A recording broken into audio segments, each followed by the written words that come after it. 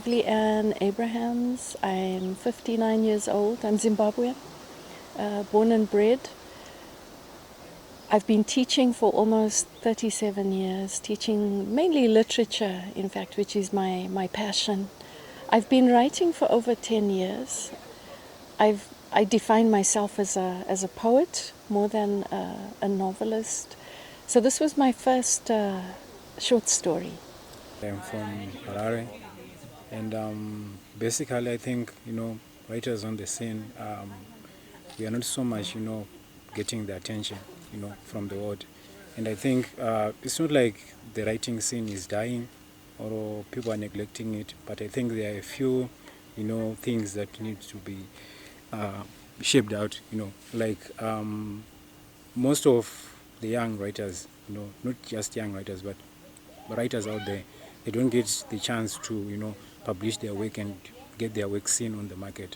So it's kind of like we have works that are behind the doors, and at the end of the day, we have writers in homes, but they don't have an audience, you see.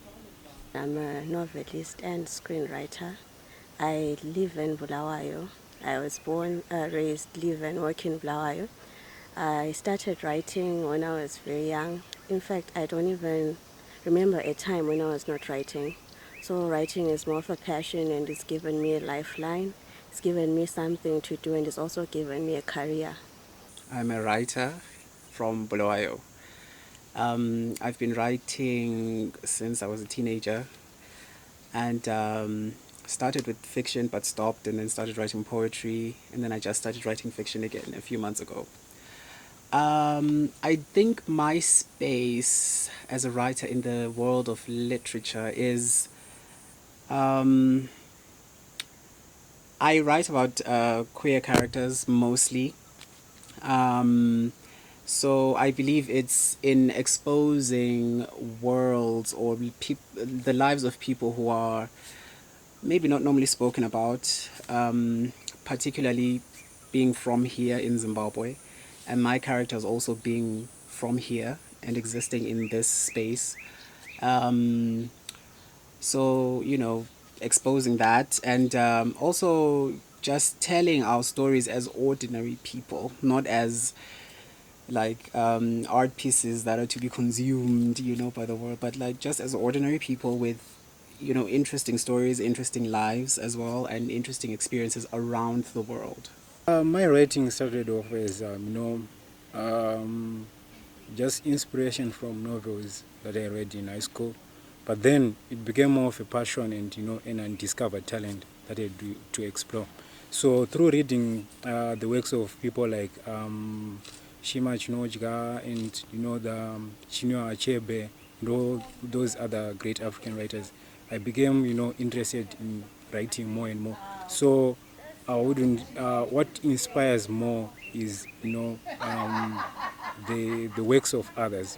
Seeing what they have done on the African scene, and trying to go further and reach beyond what they've done, or do something different to what they have done before.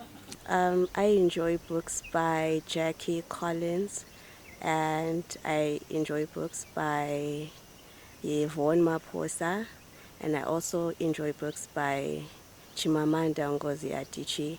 She is one of the best writers that I've ever read from, and her use of words and her use of situations to highlight societal issues is very, very creative and very African, and it's easy to relate to her stories.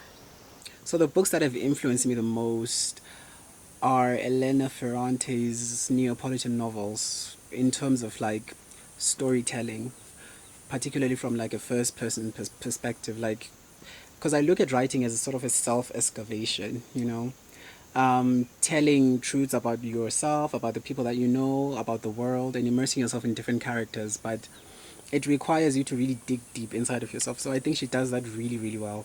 And I was really inspired by that.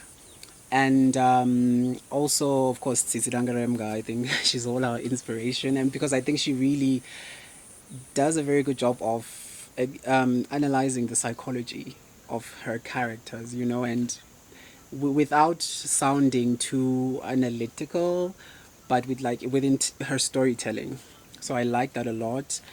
And I also love Akweke Emezi. She's they are my new favorite writer, I think, because the stories that they write are very different. You know, they're about trans characters, queer characters, non-binary people, all these worlds, you know, the spirit worlds, and because they are a god living in a human body, non-human, so that in itself is a very interesting thing. And I feel like that's what those are the kind of things that I want to write about, you know, because I look at my work as a writer as sort of disappearing into the space between, you know, of society and looking at things from that perspective. I read widely. I read African writers. Chimamanda, I think, is a brilliant storyteller. I've loved reading and teaching her books. But international writers as well. I like to read widely so that I'm familiar with the many genres in literature that are out there, especially as a teacher. You need to be prepared and you need to be able to cater to the different interests of students. So from sci-fi to fantastical to movie-based fiction, and then very much the kind of fiction that I'm interested in as well. Human drama, the human drama unfolding in life is what inspires me. I also work for an organization that deals with gender-based violence and abuse against women. So that is something that I'm very passionate about, and a lot of my writing is inspired or motivated by a desire to highlight the issues of violence that women suffer in life. And the statistics of gender-based violence in Zimbabwe are frighteningly high. 1 in 5 women is abused. I think the Zimbabwean scene for writers is not so pleasing, and there's much to be done for authors to, you know, to get a platform where their work can be shown, and where you know, I think maybe publishing house, if we could have many publishing houses, you know, we could publish more works and, you know, put the work out there. It's there, but it's very small, and people don't really know anything about that. They don't really know about the books that are published, and because maybe people don't really have money to spend on, say, books. Even if they do, I think they would think twice about spending money on a book than something else, I think. So the reading culture has kind of eroded a bit, I think. Maybe that's a contributing factor. I think for Zimbabwean writers that have access to international publishers, you know, like your Petina Gappers, and they have more opportunities. And for the rest of us, there's really hardly any opportunities. I think we are at a level where if you get published, even if your book doesn't sell, it's like that's the success, you know. There is potential for the publishing industry to be revived again, but I don't think it's only the role of the publishing world to do that, because I think it's connected to other factors like the economy and so on and so forth. So yeah. Zimbabwe is full of talent, and I feel like there's a lot of potential. Generally, the few people who've gotten published, people that we read their work, they are very good. So with the financial muscle, like pushing us forward and giving us support to get our work out there, it could be a thriving industry. But it also means that we have to revive our reading culture and get our people reading as much as they possibly can. I want to speak about it from an educational perspective. I feel that there is a lack of material. So there is very definitely space that needs to be filled with good literature. I feel that when we look at curriculum, there tends to be the same books, making it into the literature syllabus and also into the English language material books that are used for kids. So there's very definitely a need for fresh material. Isolation works against a writer.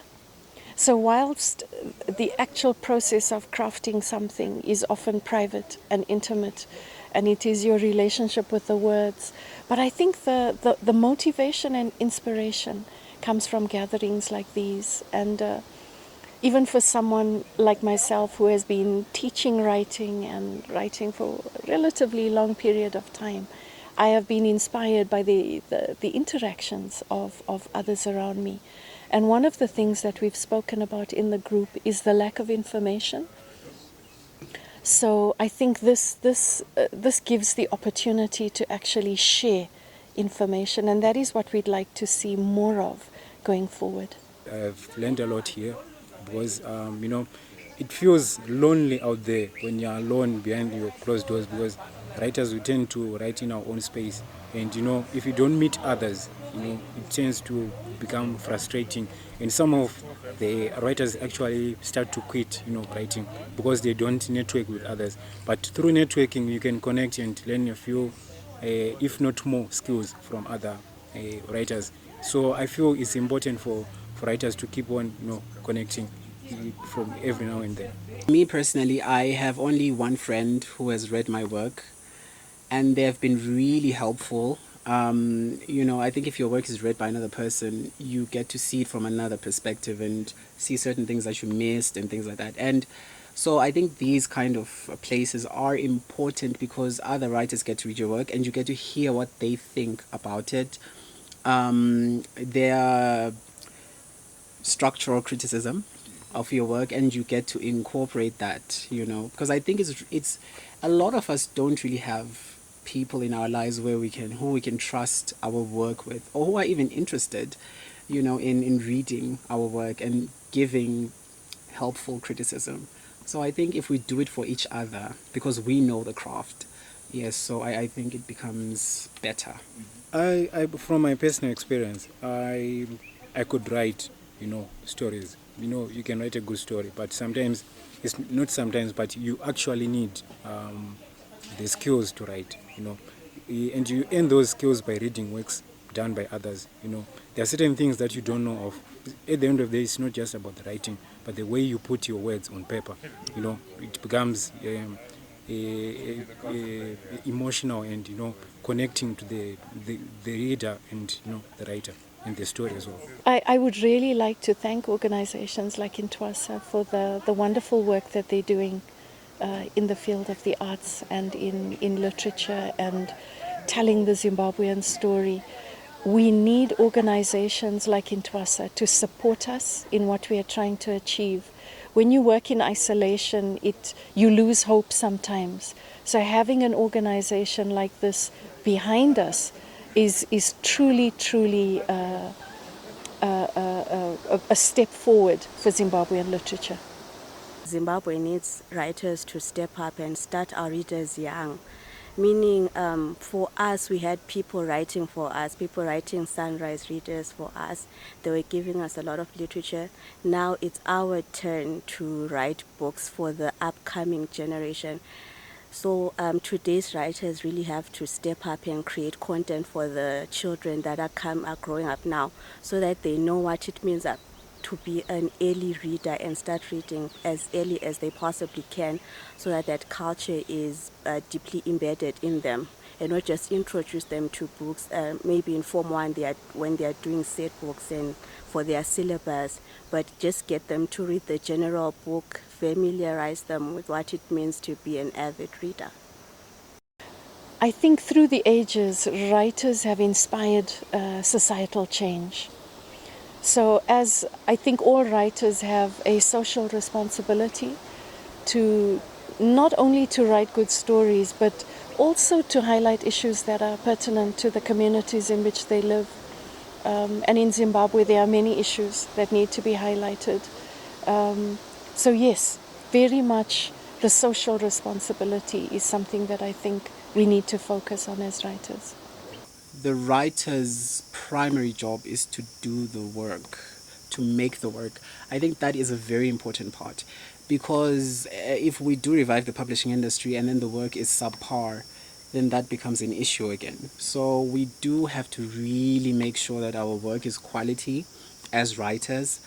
I do think arts organizations like Intwasa, doing a very good job, like of bringing writers together, like you're doing now. And I do think we could have more workshops to teach the skill, because sometimes I personally feel like I don't have the skill to carry through some of the stories that I write, and I get very frustrated because I don't know who to ask or what to do about it.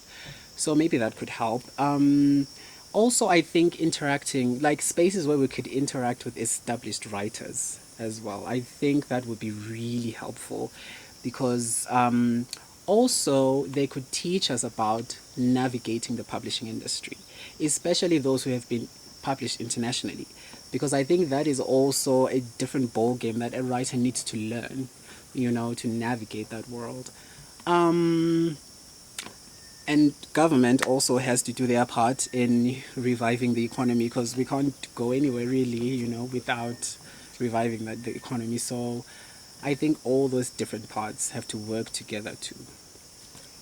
Authenticity in writing is something that I find very important, and it's something that I teach children in the workshops that I take in literature as well, that when you write about something that you're passionate about, then often it brings out the best in your writing. One of the writers here, Ntombi, has self-published 2 novels, or 1 novel rather, and I think if you're able to do it, that's amazing, because you are able to sell it through your own channels, even if it's not to a lot of people, but people who do get to read it, may pass it on, and word may grow about your work. So I think it's wonderful. And I think there are a lot of authors in the international space who have self-published, who are now quite big, but they started very small. So if you do have access to that, then that's a good thing. However, you do need to have a network to sell the books. And I think a lot of writers don't have that, because we're very sort of people that love being in solitude. So I think that's where, again, these kind of forums come in. We get to know each other, grow our own personal networks, so that if you do choose to self-publish, you have people to tell, and maybe people that could buy your work as well. Self-publishing actually gives you power and control over your work, but for an individual to carry that whole load is very difficult, and oftentimes you really hit a lot of speed bumps, but it actually gives you a platform. But in an ideal world, it would be ideal to have publishers maybe more accomplished than you are, just taking on the load of publishing your book, so that you just concentrate on the creative process itself, because a lot goes on behind the scenes when you're publishing a book. You have to find service providers, you have to find editors, and you have to get all those people to help you bring your story to life. So it would be better if, as a writer, you just concentrate on being the creative that you are and let other people handle your work. But in terms of giving you control and giving you more of creative freedom, then self-publishing is the way to go. I wrote in 30 days, and you can get it from me via my social media, ntombikamama Moyo on Facebook. And as early as 2022 January, my books will be available on Amazon. I know in Zimbabwe it's very difficult to make a living from being a writer, but I think you can do any other job and still be a writer. And so I would encourage anyone and everyone out there who wants to write to do so. I would also encourage perhaps those who are older like myself, who may think, okay, it's now the job of younger people to do the writing, that you're never too old to write a good story. Yeah.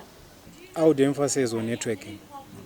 I have learned a lot by connecting with other authors, and it has opened a lot of opportunities for us, because it kind of feels like we're breaking that circle of not of being closed behind the doors, and we are going out there and networking and getting to know each other and getting to know more about the writing scene, because behind closed doors you lack some certain important skills, but when you network you learn a lot and then you start developing yourself towards your goal.